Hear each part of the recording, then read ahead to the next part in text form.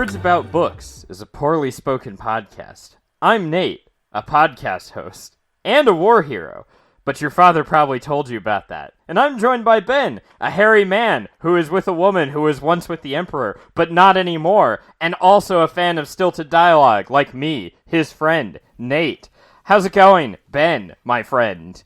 Aha, you see, you were expecting Ben, but it was me, Dio.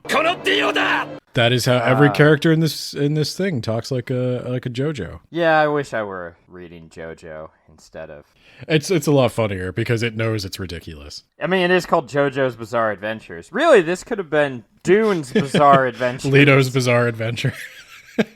Yeah, today we're talking about House Atreides of Dune, the expanded Duneverse. The expanded Duneverse. Yeah, I like that. It's by Brian Herbert and Kevin J. Anderson, and with a cameo by Frank Herbert rolling in his grave. Oh, we're just going. Too we're soon. Going right at it. Too soon. Okay, so real quick, we are reading the House Atreides graphic novel. I believe House Atreides is an actual book as well. I think so. I think there's. I don't know the order they go in. There's no way we would have read a book on it. Yeah, you joked about maybe reading some of these books, and I was like, I don't know. So let's get this out of the way up front. If this is your first Words About Books episode or your first encounter with the Dune universe, maybe check out some of our previous episodes on Dune. We have an episode specifically on the Brian Herbert, Kevin J. Anderson continuation of the Dune Chronicles. The episode title is Hunters of Dune is Disappointing, which we'll get that out of the way up front. I think it's safe to say I don't like the Kevin J. Anderson, Brian Herbert stuff. So this is going to be probably negative. So if this is like your favorite book in the world and you're going to really not like us talking bad about it, don't maybe listen to this one. Although if this is your favorite book in the world, I want you to tweet at us and let us know why. I actually would like somebody to explain to me. I'm not joking. So like their stuff is so bland. Bland, yes. It's not so bad it's good. It's just bland. And, I've said before about other things, that's kind of the one space a book can exist that it's never going to work for me, is if it's just stuff happening with no art or excitement. That being said, I thought maybe the graphic novel would be a better way to approach it, because I also didn't really like Timothy Zahn's Heir to the Empire, which was one of the Star Wars books we read. But when I listened to the audiobook that was fully produced and had a bunch of stuff that had nothing to do with the writing of the book, but the acting and the music made it better. So I thought maybe a graphic novel would make it better. And I'm sure it did, actually, because we've got pencils by Dev Pramanik, which are pretty good. And I'm going to butcher this name. I am so sorry. Alex Guimarães does the colors, and the colors are actually... I think you nailed that name, by the way. Yes, I know. The colors are actually really good. I love the choices he's making. So the story is definitely uplifted by the art. I have no problem with the art in this graphic novel. Unfortunately, I don't think it's really doing enough to save it. But that's my opinion. So let's simulate the food equivalent of this story. Okay. I want you to just go pan fry a chicken breast. Don't add any salt or pepper. And then before you sit down to eat it, I want you to take what's called Cepacol, which will just numb your throat and your mouth, and you can't taste anything. And then just eat that chicken breast. That's where we're at with Dune, House Atreides.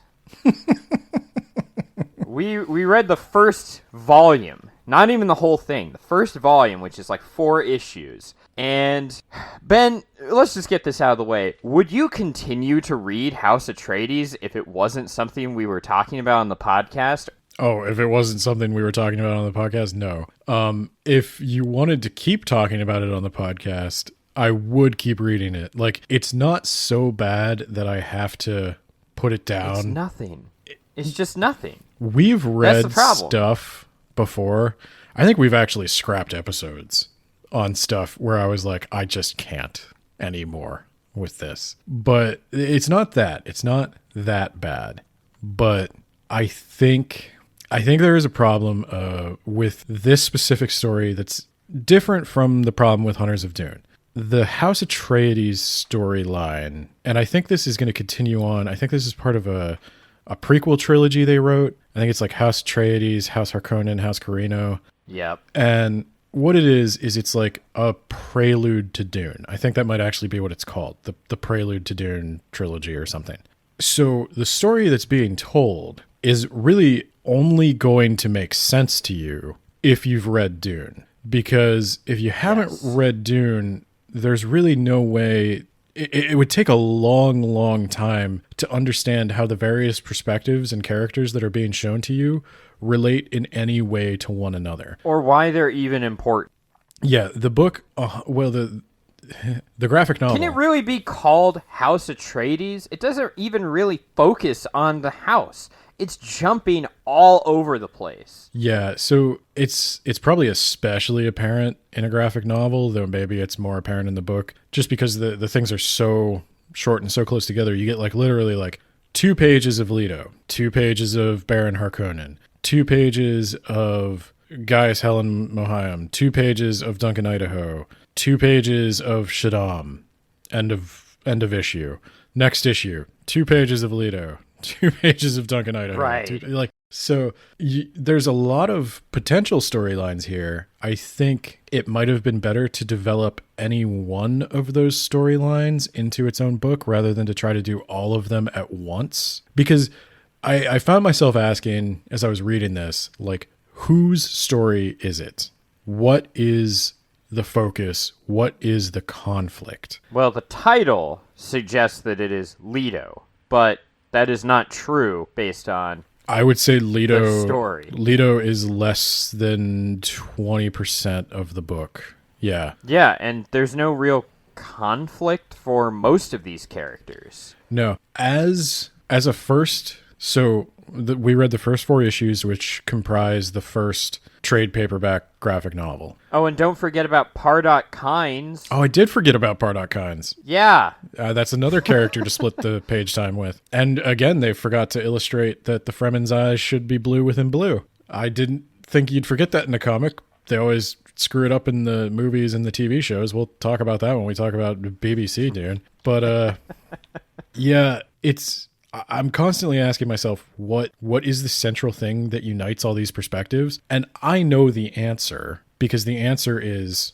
Paul Atreides gets mixed up with all these people, and all of these people are going to come together to influence Paul and the events of Dune, which will not be depicted in this series because they haven't happened yet. Like this series takes place decades before Paul is conceived. Right. His mom is actually getting conceived in this story, and we'll talk about that here in a moment. So I would just say, like, as an introduction, if you did not read Dune and you picked this up, I don't think you'd have any idea what was going on. Would you agree with that? 100%. So, like, I think No matter how many times they talk directly to the reader and say, hey, I am Shaddam the Fourth, and I will be emperor someday as soon as my father dies. Yeah, they do they take it to the nth degree, the old, oh, Pardot Kynes, you planetologist, how long have we been working together? 20 years. like that ham-fisted way of introducing a character just to get it out of the way. But they take it so far. It's like, this is my wife, the Baron, or the Emperor's old concubine. This is the Lady Shando, who used to be the Emperor's concubine, but now she's mine, was a way to introduce that person to Leto. I mean, like, it sounds like we're joking, but it's really that ham-fisted. It's like, this is my wife, the Emperor's old concubine. This has fostered a long conflict between the Emperor and I, and we don't like each other, and that means there's going to be some issues when he dies or whatever. It's just like, okay, if you don't have time in the story you're telling to introduce the characters who feature in it, maybe you need to reduce the cast. Don't put that logic in here. Come on. I got the vibe. So I saw some marketing around this last year when I think this started coming out. And it looked neat, and it looked like it was timed to be like the prelude to Dune, to get y'all warmed up for the new movie that's coming out. Well, the original book came out in 1999, so yeah. It almost was certainly time to like, oh, well, we've got a movie coming out. Let's get this graphic novel going so that we can get some merch on the shelf. I think this was a mistake in that regard. I don't know anything about the sales figures. Maybe it's doing great, and maybe I'm just like way off base and way out of pocket on this. But Ben, that's all that matters.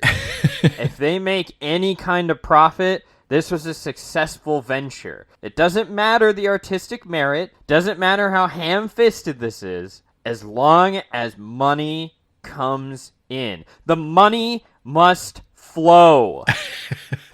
Well, what I was going to say was, if it is making money, I would have to imagine it's mostly people who are already familiar with Dune. Hey, money's money. Well, and that's fine. That's fine. But if you were looking for, let's do a comic to get people ready for the movie, if you were a person who didn't know anything about Dune, and I was like, yeah, there's this movie coming out that I want to go see, why don't you check out this comic? It'll get you really amped up for it. You would look at this comic and be like, yeah, I'm not going to watch that. This is incomprehensible. Well, maybe that was our fault, Ben. We only read 4 issues. Maybe if we read all 30 issues of House Atreides, House Harkonnen, and House Carino, we would be all geared up and ready to go. Maybe it ties all those loose plot threads together, as Dune so often does. I'm sure it does, but this is the thing. I know how all these plot threads tie together. I know the story of all these characters. So I know what's going to happen. I know how they're going to meet up. Like, I know Duncan Idaho is eventually going to meet with the Leto Atreides, and they're going to become bros. And then Pardot Kynes is going to marry a Fremen, and, sire Liet Kynes, and he's going to come up with a plan to terraform Dune. I know what's going to happen. I know that Gaius Helmahayim is going to stab the Baron with some poison that makes him fat. What? Yeah, that's why he becomes fat? Yeah, she stabs him with some, disease that... What? Yeah. What? So... Was that something that Frank Herbert came up with? Or is this something that was thought up later? I don't remember. I'll put it this way. I don't doubt that could have been Frank Herbert's intention, because the Baron is described as being disgustingly fat, like more so than just overeating, and he does hate the Bene Gesserit very fiercely. I don't know if Frank Herbert came up with it.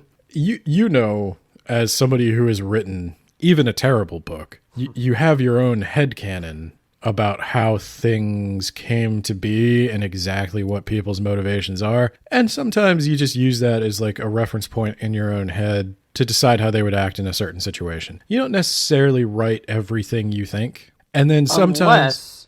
Unless you are starved for content and you really need to get something on the shelf that will generate money, and then in which case you will write an entire story about that one tiny element. Hey, do you remember how Paul's grandfather was killed by a bull? I do. I really thought he was going to die in that scene. They psyched me out. Yeah, I also thought that, but I think he dies in this series due to the bull. Spoiler alert, Paul's grandfather dies. You should know that if you already read Dune, though, because it was all in the past. It already happened. Well, what I was going to say was, I'm critical of the notes in the attic trope, where somebody who knew a famous author finds their notes and finishes their great unfinished work. And we've talked about this a little bit before on the podcast. I think it's fine if you want to try to finish an author's work, but it's never going to be what the author originally intended. I think it it comes down to like interesting fan fiction at that point. I don't really consider the Brian Herbert, Kevin J. Anderson stuff to be Dune canon, even if it's based on detailed notes from Frank Herbert, because as a writer, you know that stories change in the telling. There are ideas I have about a character's past that when I start to write, I'm like, oh, that doesn't feel right, or I just think they'd make a different decision, and that changes things. And so whatever Frank Herbert's notes were, I think we can safely say that in succeeding drafts of that story, the ideas would have changed and evolved. Some of them would have been thrown out, some of them would have been rewritten entirely, and no one, no matter how well they knew him, is ever going to do that in exactly the same way that he would have. So there are ideas in the Brian Herbert, Kevin J. Anderson stuff that I don't like. And that doesn't mean because I don't like them, I don't think they came from Frank Herbert. They very well may have come from Frank Herbert. And Frank Herbert is capable of making decisions that I think are dumb too. Don't get me wrong. It's just, I don't think they're beyond criticism just because they may or may not have come from the source. Yeah, especially when your writing style is that of a printing press that just prints things without thinking about them or adding style. So, yeah, that's part of the problem, too. Oh, the artist is working real hard to try to inject some flavor into this. The colors, I wasn't kidding when I said the colors are beautiful. They chose a really interesting color palette that is not just the standard you would expect. They use a lot of interesting lighting, and I don't know what that says about the story, that like this is what I'm focusing on, but like they're really trying to elevate the material. They are not being given a lot to work with. It is just a lot of people having very clumsy conversations about who they are and how they relate to each other, and it's just it just reads like a Wikipedia article explaining. Yes. Like there's not much difference between reading the book and reading the Wikipedia article. The only difference is it's written in like real time. Like the only difference is pacing between the Wikipedia article about the book and the book. Yeah, in that the Wikipedia article has better pacing because it doesn't jump all over the place, I assume. It can focus on one subject. Well, so let's talk about... I thought you were going to be the devil's advocate for this one. Is that just not going to happen because it's shockingly bland? Well, okay, why don't you tell me some of the problems you had with the book, and I'll see if I can make them better. My biggest problem with the book is the bland writing that feels like two people who were, in fact, robots churned out several books. It's that trope that you see, not trope, meme maybe, on Facebook, like, I fed these plot elements into an AI, and here's the book it wrote, or here's the speech it wrote, or whatever. And it's like, okay, I took all these elements from Dune, I fed them into an AI, and it churned out a Brian Herbert and Kevin J. Anderson book, word for word.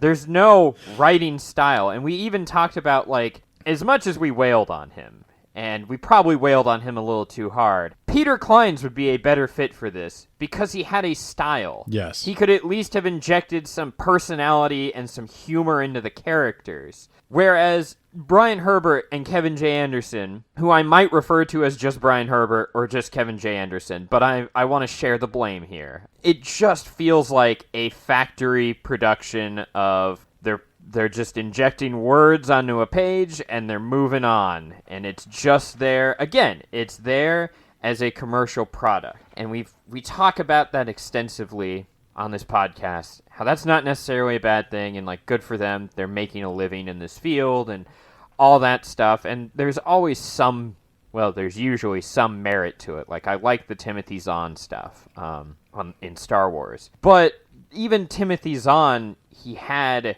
a style and he had an expertise in military sci-fi, so he kind of leans into that. And even though it wasn't his story, because I'm sure he had people who said, here's what the story has to be, and he didn't maybe have as much creative freedom as he would like, he still, in my opinion, kind of made it his. Like, you could have given that to a different author and it would have come out differently. Whereas this just, it just feels like a generic script. It feels like this is your first draft outside of the spelling errors and stuff, because it didn't have that, but it felt like this is the first draft and you need to go in and punch it up and make it more interesting, but that was not the case and it just shipped as is. So that's my problem with it. What do you think? I can't dispute anything you're saying. The dialogue is super wooden and super stilted. What I will say is that if you are somebody who is interested in reading the Wikipedia article, like if you're one of those people who likes to dive deep into the lore, if you want to know, for like I know the Star Wars people, there's people out there who want to know what Darth Vader's armor is made of and all that stuff. It's made out of a black metallic material. Voodoo hide. Sure. This is a fine telling of the Wikipedia article. What Brian Herbert and Kevin J. Anderson probably do have going for them, I would say probably Brian Herbert more than Kevin J. Anderson, is Brian Herbert. Well, his relationship with his father. Brian Herbert probably knows Frank Herbert as better than anyone except maybe Frank Herbert's wife, who is also, she actually died before him. So I was going to say she should have written it, but I guess she couldn't have. No. So I think Brian Herbert probably does know a lot of Frank Herbert's intended backstory for these characters. So if you want to get the backstory, I think it is probably contained within his books. And if you want to avoid the worst of his books, I think the graphic novel is a viable alternative. As a lore dump for Dune factoids, this graphic novel is probably good. I think it probably, the downside of that is it probably only functions for the hardcore Dune fan, more hardcore than I am, because I don't care. Well, you'd have to be so hardcore you overlook the fact that, as we've stated previously, Dune really is Frank Herbert. It's his voice and his thoughts, and it's so blatantly clear when you put his work next to Brian Herbert's, because, Frank Herbert has a lot of weird dialogue, like in Dune Messiah when, the dwarf was talking to Duncan, and they just kept exchanging, weird proverbs, and I just wanted someone to shoot me. That's Frank Herbert, though, and it had a purpose, and when you put it next to Brian Herbert, it's like they stripped all the style out of it, all the thoughts and ideas. And on your point about it being a wiki article, wikis are free. I don't have to pay money or buy a subscription or do anything to enjoy a deep dive into Dune lore if that's what I want to do. This did not need to be, $20, $15? I don't know. I read it on Comixology Unlimited. Yeah, I was an idiot and I bought it, so you're welcome, Brian Herbert. So the art is solid, and I don't think we can underestimate that. When we're talking about a comic book, this is kind of the problem I have with, I'm guessing, the way that this comic was put together. I forget the exact quote, but Will Eisner has a book called, I think it's just called Sequential Art, and it's all about basically the specific art of making comics, telling stories through sequential images. And Will Eisner says the ideal is that the artist and the writer are the same person. If that's not the case, if you're having a separate artist and writer, the writer should defer to the artist. So if you think about it in terms of a movie, you've got a screenplay and you've got a director. A good director can salvage a bad screenplay, but a good screenplay cannot make up for a bad director. So take that, Brian Herbert. I do think the comic elevates the material. I think this is much more readable. I didn't have a hard time with this. If you told me you wanted to do 5 more episodes on this and you wanted me to read the entire series, I could do that. This was a perfectly comfortable read for me. I enjoyed it. Yeah, you and I have very different experiences there. I think I like comic books more than you do. Yeah. I will agree that the art was great. I could not give less of a shit about this story, though. And that's the shame. I wish they'd let the artist have a little bit more freedom in what went on the page. It's tough because they're adapting a novel into a graphic novel, which is not something I ever really like. I don't think it ever turns out well. I'm actually reading, you'll laugh at me. I'm actually reading Junji Ito's adaptation of Frankenstein. Oh, God. And it suffers a bit from that same thing of I suffer a bit from thinking about it. Yeah. Is it a faithful adaptation? So far I haven't gotten very far in it, but Junji Ito has obviously read Frankenstein. Like he seems to like it, so I think it's good so far. But I don't know. I'd say this is fine if you have an interest in the prelude to Dune stuff. I think this would be the way I'd recommend you consume it. I don't think I would want to sit down and read the novel. God, no. Could you imagine? I wonder if the novel is more streamlined and doesn't jump all over the place. Well, no, it probably does, because that's a thing they like to do. They like to write... No, you're right. 3 interconnected narratives revolve around... Yep. 3? Well, then they did cut it down. No, it also says side plots involve a young Duncan Idaho, who we forgot about, Pardok Kynes, who you forgot about, and the Bene Gesserit. Well, yeah, that's kind of tied into Harkonnen. I guess my thing is, can't you use your imagination for this crap? Do you have to buy and consume and read a 624-page book? Oh my God! What?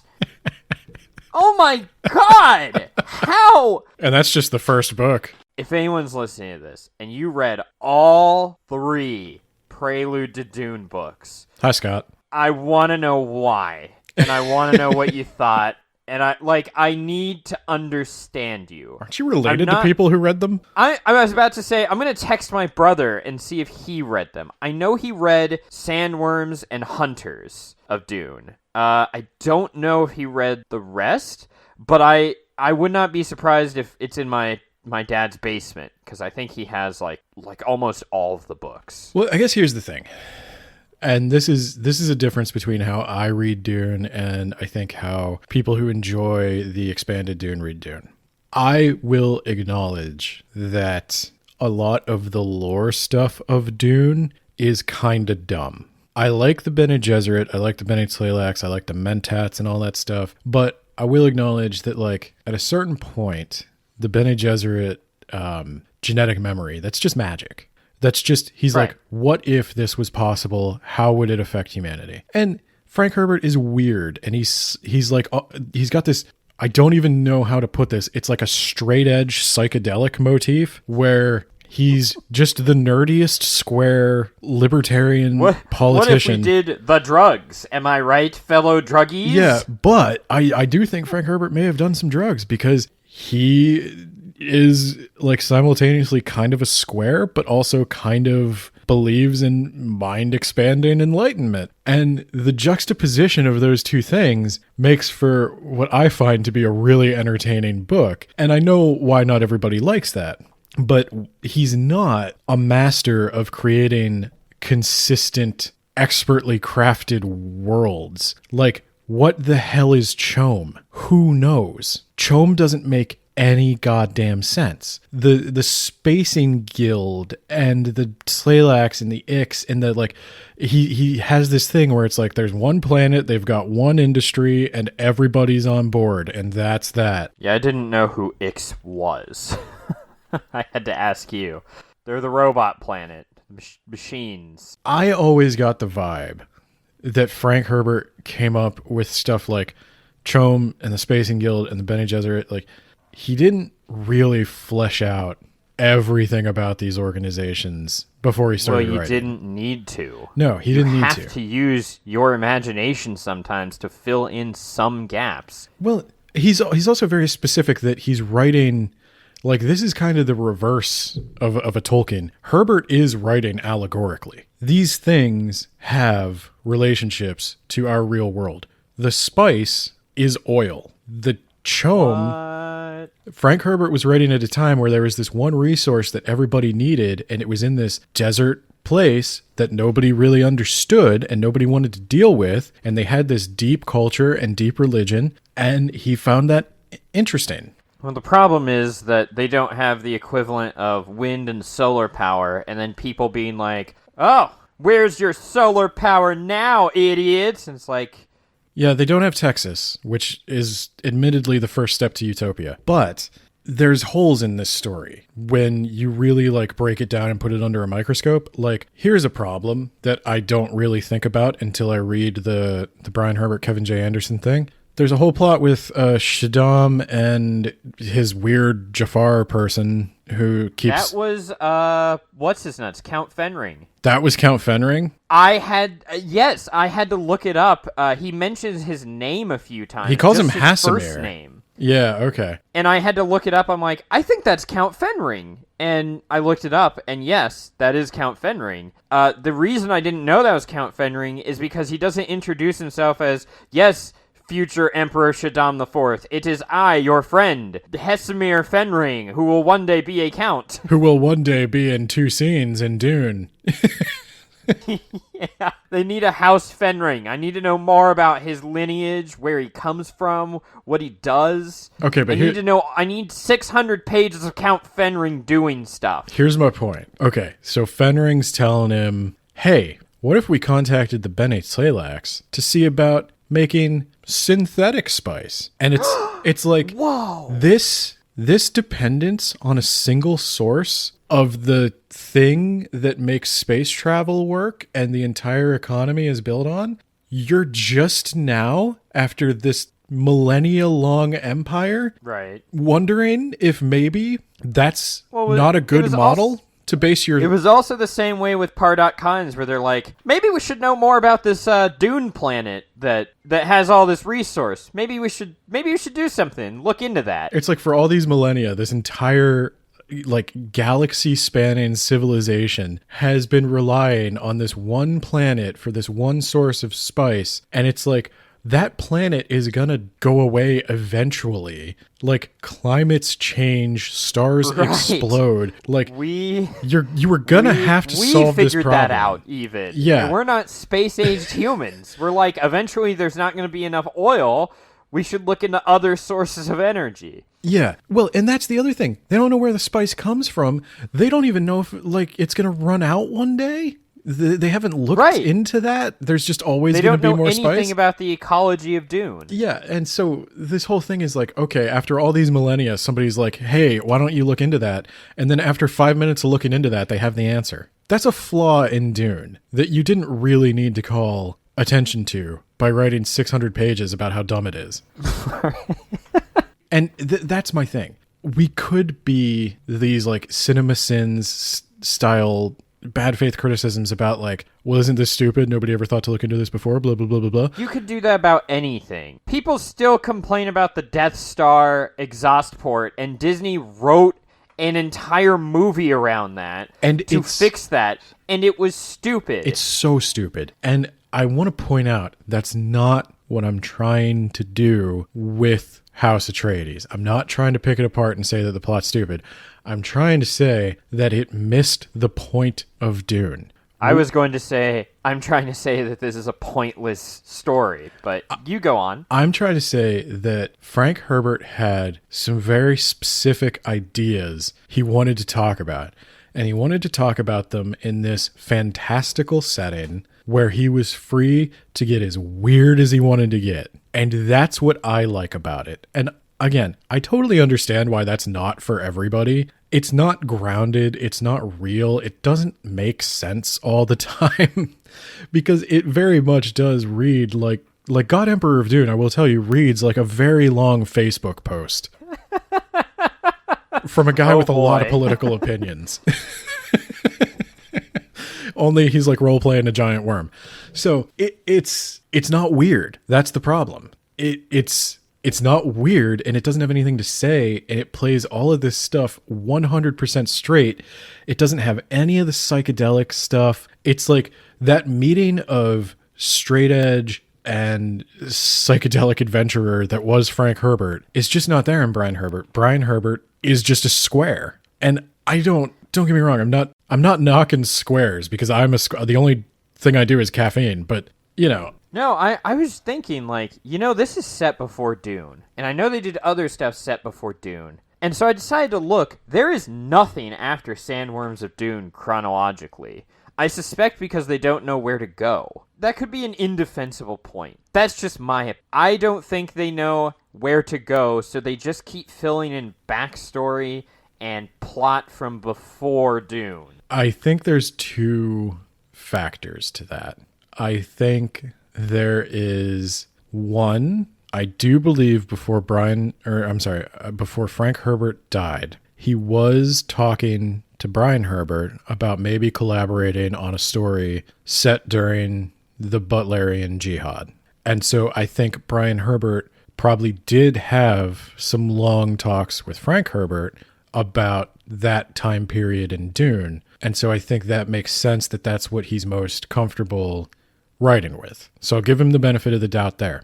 I think also these guys are a little sensitive to criticism, and you're going to get less criticism from filling in the gaps than you are from continuing the story. If you're sensitive to criticism, may I suggest a different field or a different story? I mean, you're never going to not be criticized taking someone else's work and continuing on it, even if it's your own father. Yeah. And you're in writing. Writing is a lot of criticism from other people. Well, and let me add to that, just to be fair. I do think a lot of the criticism Brian Herbert has gotten has been way over the line. Like, people have told him he doesn't love his dad, that his books are bad because he hates his dad. Like, people have gone way too Brian, hard. I know you listen to this, Brian. I'm not going to say that. I'm just saying that my problem with you is that your writing is very bland. Let me tell you my problem with you. Is incredibly bland, and you need to get some Emeril Lagasse guy to spice it up and go BAM! I mean, I've watched interviews with Brian Herbert. I've looked into him a little bit. He seems like a genuinely nice guy. Yeah, I don't want to say anything bad about him as a person. No, I don't think he's a bad person. As an author, though, I don't get it. As an author, I think it's just not good, and I want to say it misses the point of Dune. I will acknowledge I've never spoken to Frank Herbert, and obviously I never will. So maybe I missed the point of Dune. Well, Frank Herbert said you shouldn't build a machine in the image of a man, and yet here Brian Herbert and Kevin J. Anderson are. Swish. Got that one in. But what I was going to say is, like, if what I read into Dune is not the intended message of Dune, then I guess that's on me. Maybe I enjoy Dune wrong, but yeah, whatever magic is there in Frank Herbert's Dune is not there in this. And I cannot help but notice we have spoken for 50 minutes and not touched the story. Well, I was going to say, I'm pretty sure that the purpose behind Dune is that you need to assassinate John Lennon. Oh my God.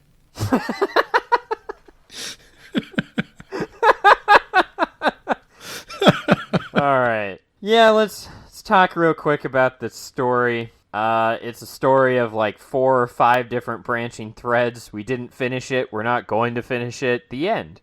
No. So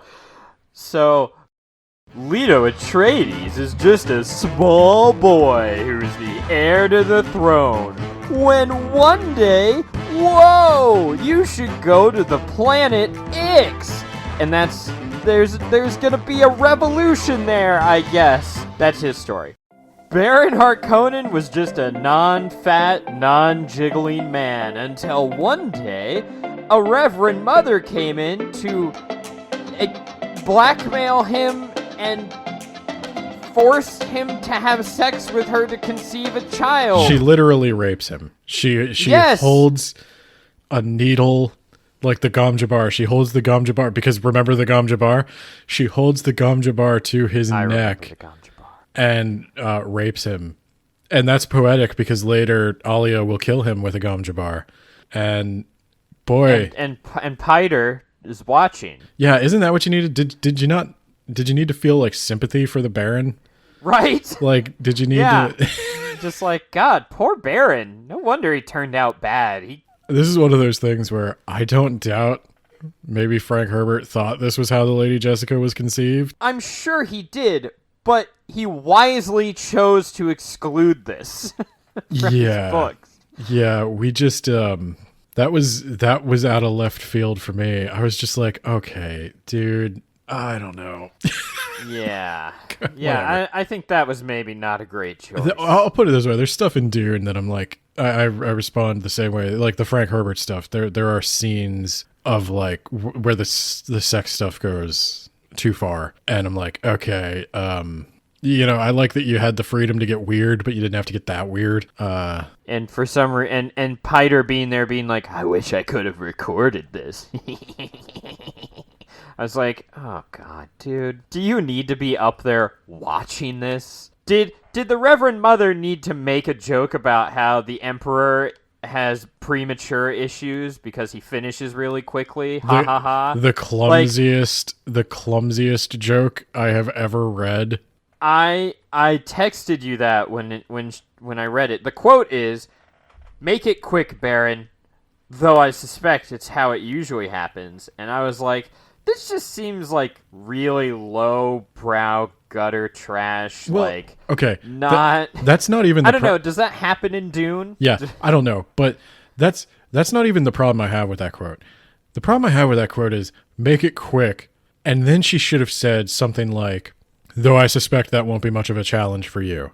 Just word it so that word it like a human would. Yeah, it's not like if I were the Baron and you were threatening to kill me and you said that, I would have like looked at you deadpan and been like, I'll tell you what, I'll let you do one more take if you want. I don't have a lot to say about it. It was just like, if you're gonna do mine was just like, did we need that? If you're gonna do it, you lean all the way into how horrible it is, or you lean all the way into the comedy, or you don't do it. Let's move on. All right, let's move on to real quick. Ix has a prince, and I like that because it's keeping with the theme that Frank Herbert doesn't understand feudalism. Also, at some point, Paul's father activates an energy shield, and it's literally a shield, like one that you hold in your hand. Yep, I noticed that. I was like, I thought it was like a body shield. That's how literally everyone else has interpreted it, but maybe this guy has a shield that's different. That's what I thought. I see. And when a worm dies, it just becomes more worms. That is true.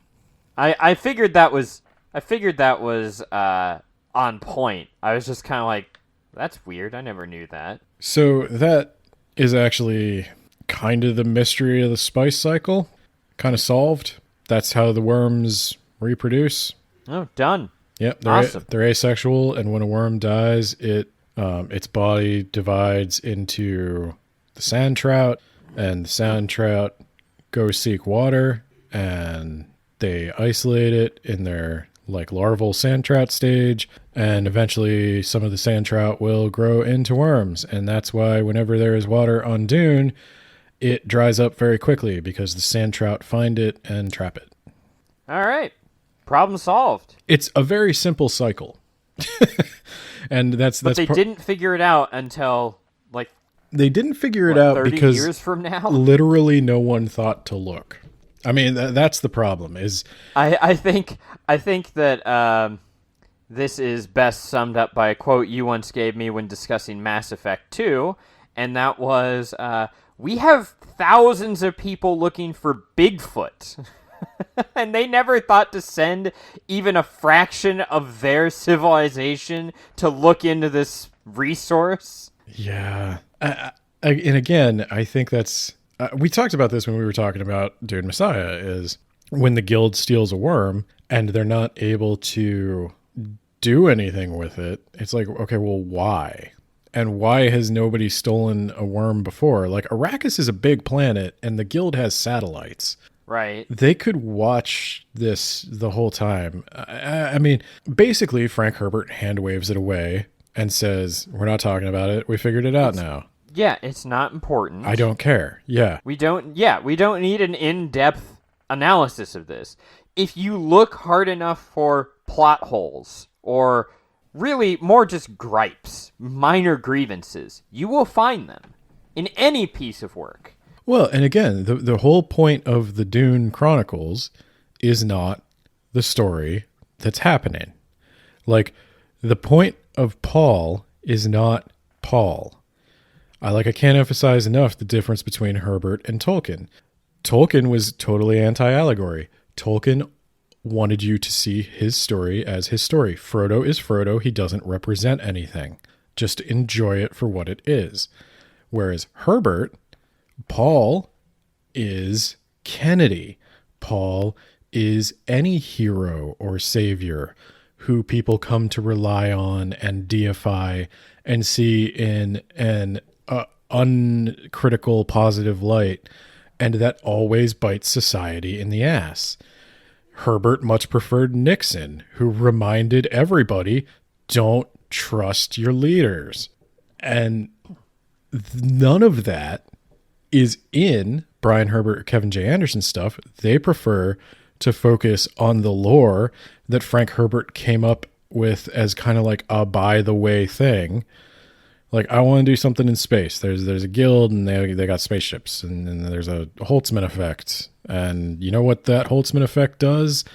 It solves all the problems with space travel that I don't know anything about. And he just went on. Like, he was a political guy writing a sci-fi story to talk about politics. Did you like the part where they folded space inside the planet Ix and they sent a guild highliner to space? Is that what we needed from Dune? Yeah. I mean, that is a nitpicky thing. I'm like, whatever. But like, what? Like, so when you're saying fold space, you don't actually mean fold space, right? Fold space. Like, right? Like you're not literally folding space, right? Because like... No, isn't it like hyperspace, but called fold space or something like that? I don't know. I thought they were essentially... Well, when you introduce something like that, you are now having to explain more stuff about it, yeah. I feel like. I always got the impression that the guild was like creating some kind of wormhole tunnel or something. But... And that's like, what I thought too. You wouldn't want to do that near anything because you're going to generate some like gravity waves or something. But yeah, you could just do it in the middle of your town. That's fine. Yeah, whatever, man. It's teleporting now, I guess. They just teleport. I don't care. It's not. But that's the thing. I don't care. And that's why I don't care about the rest of it. Right, that's the thing about Dune. I totally understand when you say you feel like it's not Dune anymore. It's not its own identity. It's trying to be generic sci-fi. It's adding this stuff that makes it more like other sci-fi. And I can understand why that's a problem for you. Well, it's like this. We kept talking in Dune Messiah about all the themes that later wound up being expressed poorly in Star Wars. And now, with the expanded Dune, I can basically say that cycle is complete because now all the ideas of Star Wars are now being poorly expressed in Dune. Fold space. Like, droids. It's just... Well, my thing is, if I wanted to read or watch Star Wars, I'd read or watch Star Wars. Yeah. And I get that everything is in some way derivative of other things. I get that. Nothing is its own pristine, 100% original. It doesn't build on it. It's a poor imitation of it. Yes. That's the problem. Dune is not Star Wars. It's not going to be Star Wars. And it shouldn't be Star Wars. No. We already have Star Wars. It's called Star Wars. The challenge is, and this is something that kind of I know is going to come up when the Dune movie comes out, if the Dune movie is as good as it looks, to be honest. A lot of people aren't going to like it. They're going to go in expecting something and get something else. Because I've said so many times, I acknowledge that the thing I like about Dune is not something that has a ton of mass appeal. And I think that's fine. I think the whole legacy of Dune is not having mass appeal. But Brian Herbert, and then in this case, I will say more specifically, Kevin J. Anderson, are all about mass appeal.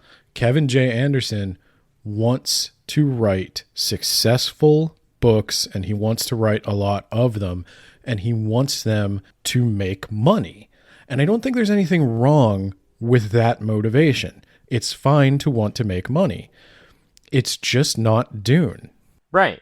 Like you said, Frank Herbert, he couldn't find anyone to publish his first 2 books. It took forever to get those deals in place. And I felt like Frank wanted to write these books because he wanted to write these books. He wanted to tell either a story or get an idea out there and discuss an idea. And that is Dune. That is Frank Herbert. I really and feel... these guys want to mass produce a bunch of crap with Dune on the label to sell it. I really feel like Kevin J. Anderson would not have written Dune Messiah. He would have, like, maybe written the first draft, gotten the feedback that, like, hey, no, I don't think we can sell this. People are going to hate this. And he would have changed it. It would have been about Paul reigning gloriously for 100 years, and then his successor... Paul may still have died at the end, but then it would have been like his son had to avenge him or something, because his dad died, like, gloriously. Yeah, his dad died a hero and saved the day, and now we're going to get his kids' stories. It's going to be great. We're going to get a Saturday morning cartoon. Yeah. And again, if that's what you want to write, that's what you want to write. That's not really what I want to read, and that's where I'm at with this. So let me ask you this, though. What were your expectations going in? Because this is your first exposure to their writing. Did you think I had maybe overstated the problem? No, this is kind of what I expected. I kind of expected that this was going to just come off as almost a bland cash grab. And that's kind of what I got, but I didn't expect the writing to be that stilted and horrible. I expected it to just sound generic. I didn't expect it to be like, yes, if my father dies, I shall become emperor.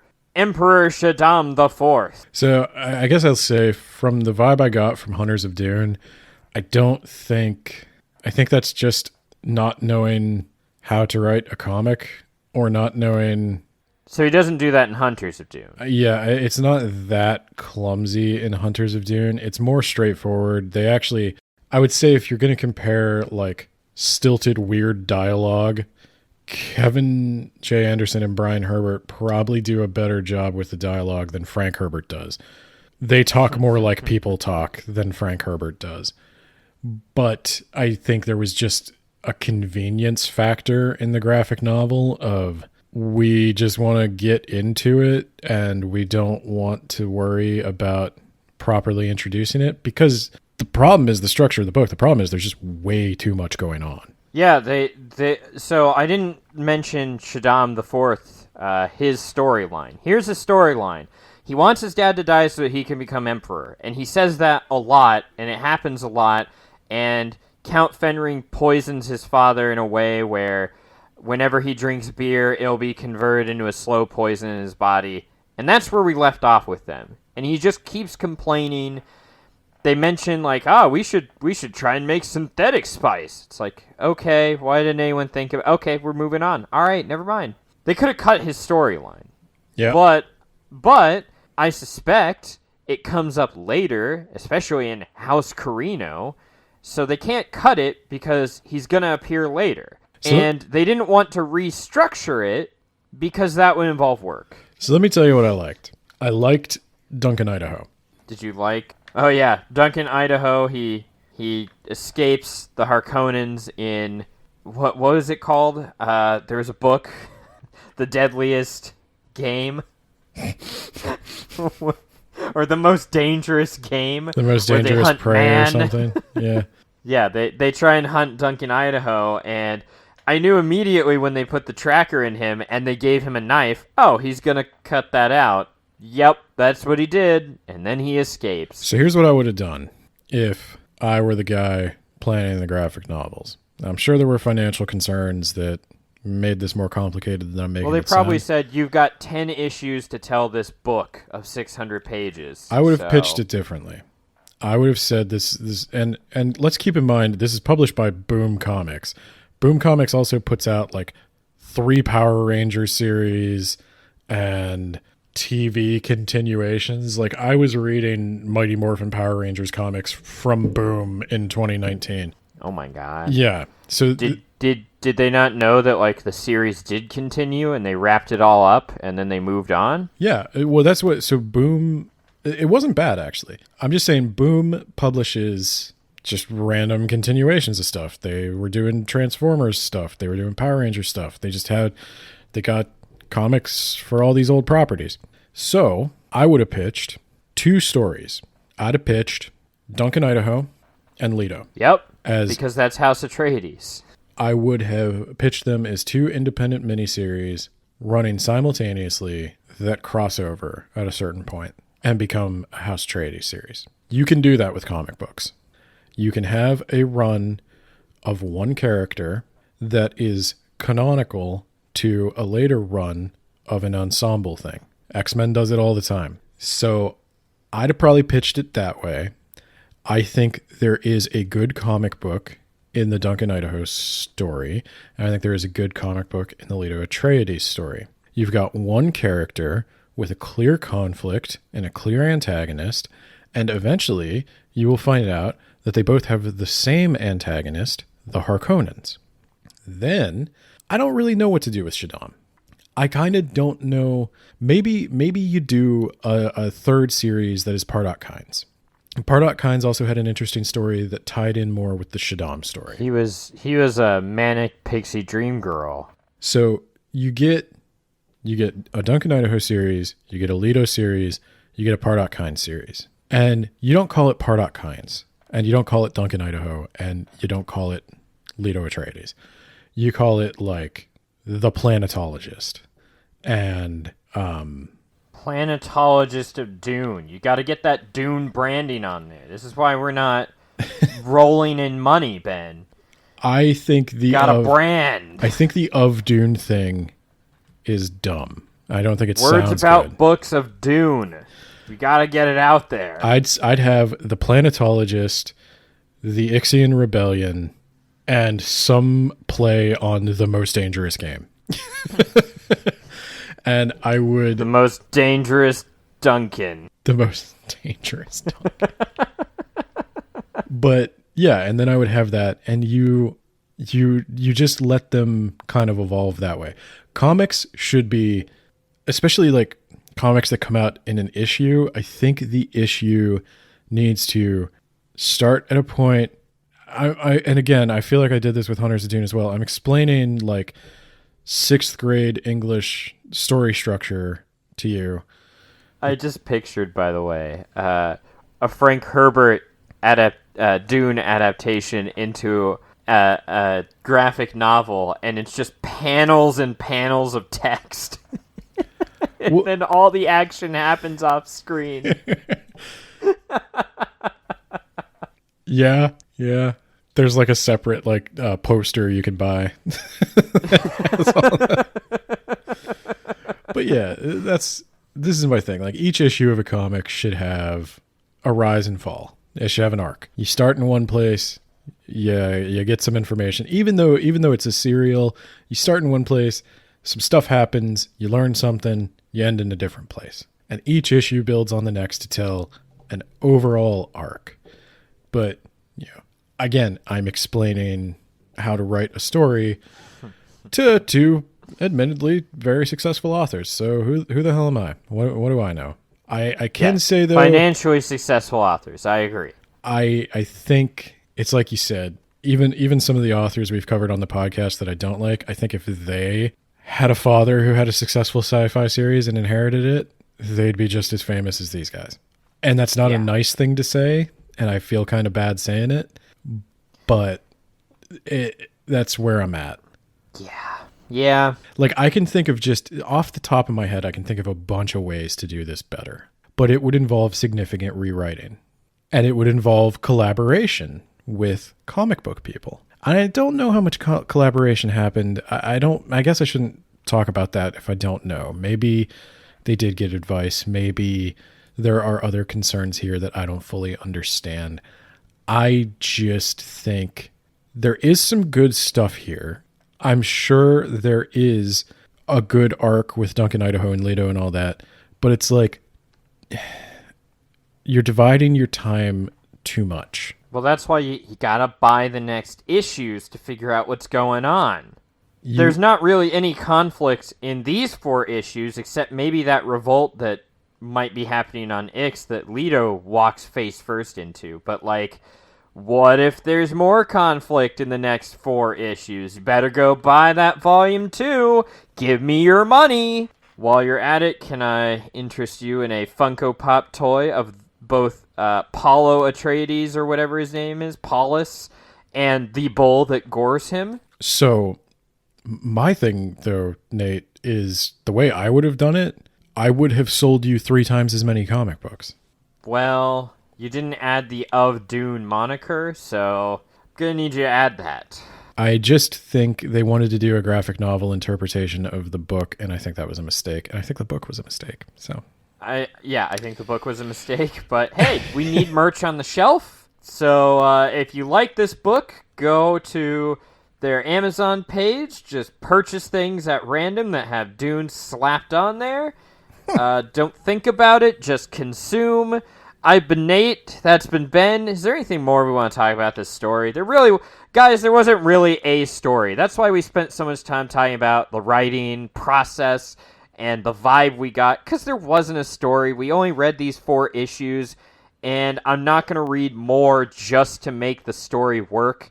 If I read 40% of a book, I should at least have something interesting happen and get an inkling of where it's going, and I didn't. So that's where I stand. I'm not even going to title this episode like House Atreides. I'm just going to call it Ben and Nate read a Dune comic, and we're just going to let Brian Herbert of Dune. Let this be a discussion episode, because that's really what it is. And yeah, I don't have much more to say. I think we're just circling back on the same points, and yeah, I think it's a good spot. Good luck editing this. I'm editing the BBC one, so yeah. All right. Yeah, if you enjoyed this episode of Words About Books, go download all of our other ones. We don't have merch in the store yet, but when we do, buy that. We're working on those man hooch t-shirts. Go buy our book. It's $1 on Amazon. Buy a lot of copies of our book, actually. Let's just inflate the hell out of the sales of that book. It's $1. You can throw it in the trash, the virtual trash. Just keep buying. Keep consuming. Nate, there is another place they could go if go to Buy Me a Coffee. They wanted to contribute financially to our success, and that is buymeacoffee.com/WABpod. I almost forgot the link. That is my lifeline. If you do not buy us coffee, I will not have coffee, and if I don't have coffee, I'll go into a serious withdrawal. So it's an actual problem. You know, when I got out of that haunted house, I was like covered in sweat, and I was like, afraid like my wife was still in there because we got separated. And I was like, oh no, I wonder if she's like freaking out. And I got out, and she was there. She was already out there, and I was like, everything was fine. And I thought to myself, like, God damn, I wonder if they got like an espresso place around here. Because they have like a fairground type setup. And I was like, wow, I might have a problem. You definitely have a problem. But everyone, if you want to contribute to Ben's problem, buymeacoffee.com/WABpod. Are we good?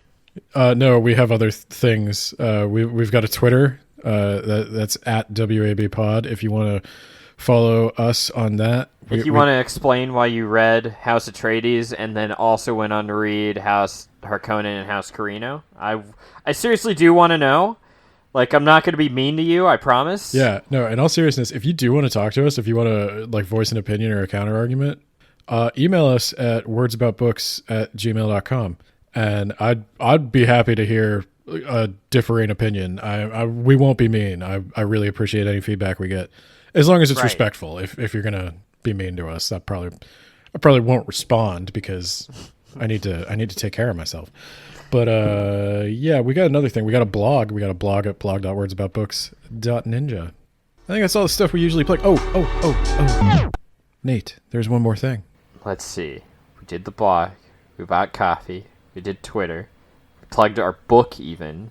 I don't know. What is it? I don't know. Is there something maybe we're doing tomorrow?